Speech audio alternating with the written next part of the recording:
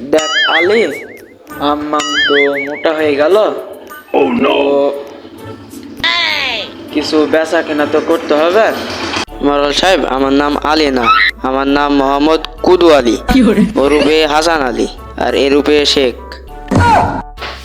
দেখ এবারটা আমের খুব চড়া দাম, একটা ভালো পাটি মাটি দেখিয়ে এবারটা ভালো বেচা কেনা করতে হবে।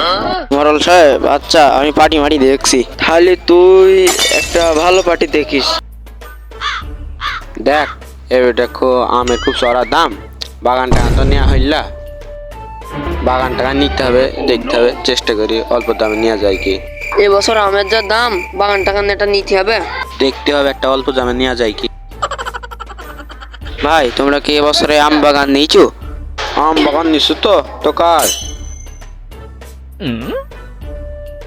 ওই খাই পাড়ার মোল্লা বংশের। তুই তো আবার হই, তুমি আমাকে আমি ওর খাটি, ও আমাকে টাকা দেয়। চলো দেখা যাক, এবারটা তো বছরে আমের খুব দাম, আমার মোল্লা সাহেব আবার কিপ্টে, দেখা যাক বাগানটা নেওয়া যায় কি। চলো যাই, তাহলে যাওয়া যাক। মরল সাহেব, ব্যাপারী ডেকে নিয়ে নিচ্ছি। এই এখন কি হচ্ছে? সাথে ধর মাথায়। ভাই তোমরা কি আমের ব্যাপারে? ও আমরা ব্যাপারী, আমরা বাগান কিনি তো। এই তো আমার এই বাগানটা পুরো 20 বিঘে আমার বাগান আছে, তো এই বছরে একটু আমের ফলন বেশি, তাই একটু আমি চড়া দামে বেচতে চাই। তো এই বছরে আমের খুবই দাম। চাচা, তোমার গাছে কি পরিমাণ আম আছে? তাহলে তোমার মাথায় কি পরিমাণ চুল আছে? আন্দাজ। তাহলে তোমার মাথায় কি পরিমাণ চুল আছে তুমি আন্দাজ করো। চাচা, চাষির নাম কি? দোলে না, ভালোবাসার কথা বলে না, দেখতে কেমন? চলে না, হাও কথা না কয়ে এখান থেকে গেলি না। চাচা, এটা আসল কথায় আসি, আম কত করে দিবা? তুমি কত করে নিবা? চাচা, আমরা হইলে বড় সড়ো ব্যবসায়িক, আমরা দেশ বিদেশ থেকে বাগান কেনার লোক, তোমার এই বাগানের কথা নিউ 40 কে নিউ। আচ্ছা দেখো, আমরা জন্মের আগ থেকে ব্যবসা করি। তুমি জন্মের আগে ব্যবসা করছো কি না করছো ওটা তোমার বাপ জানে, আর তুমি জানো। তুমি বিদেশ ঘুরছো কি দেশে ঘুরছো ওটা তোমার পাশে। তুমি যদি বাগানটা নিতে চাও তাহলে বলো, নাহলে শর্টকাট এখান থেকে হাঁটাও। দাম তো তোমাকে কইলই, তুমি কত দেবা তাই বলো।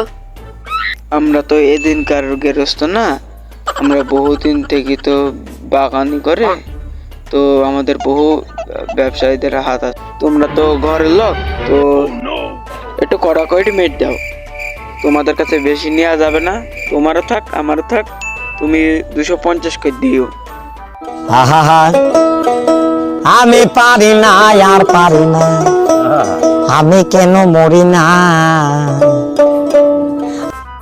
তোমারে তো কইলাম যে 40 করে দাম দেবো, তুমি 200-250 কি হিসাব তোমার? ওস্তাদ ঠিক বলছে ওস্তাদ। এখন আমের একই দাম, তুমি যদি নাও তাহলে থাকো, না থাকলে তুমি এখান থেকে খুল দাও। চাচা থামো, তুমি করছো কেন? আম তো বিক্রি করবা না খাবা? তোমার একটা নিজস্ব দাম নেই, তুমি একই দাম ধরে রাখছো। তুমি একদম বলো, নাইলে হয় একটু দাম কমাও, আমরা তো একটু কিনবো, আমরা তো একটু লাভ করবো, আমরা তো পেটটা আছে। তোমার মতো খরিদ্দারের আমার দরকার নেই, ঢাকায় আমার বহু পার্টি আছে।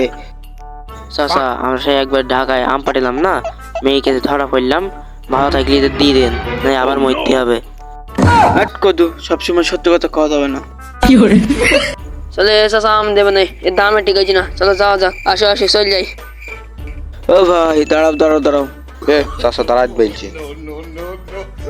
তোমার দামও থাক আমার দামও থাক, তুমি 80 করে দিও।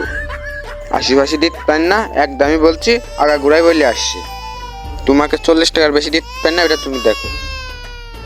তুমি আর খেসাল করো না, তুমি ছোট ছেলে হিসাবে বলছে, তুমি একদম দিও, তুমি 60 টাকা দিও। 60 টাকা করে বলছি। 60 টাকা তো দেওয়া যায় না।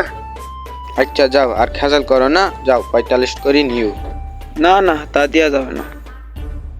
কাঁচামালের ব্যবসা বুঝতেই পারছো। কাঁচামালে আমে খুবই চড়া দাম, চড়া দামে ঠিকই, তোমার তো লাভ হবে। চড়া দামে ঠিকই, লাভ নাহলে আমারই হবে। কাঁচামালের ব্যবসা বুঝতেই পারছো, যদি ঝড় বাতাস আসে সব উড়ে নিয়ে চলে যাবে, যাবে আমার বাস, তুমি বাসবা, এখন সব আমারই যাবে, বুঝতে পারছো এটা কথাটা? তার আগে আম পেড়ি ফেলবো।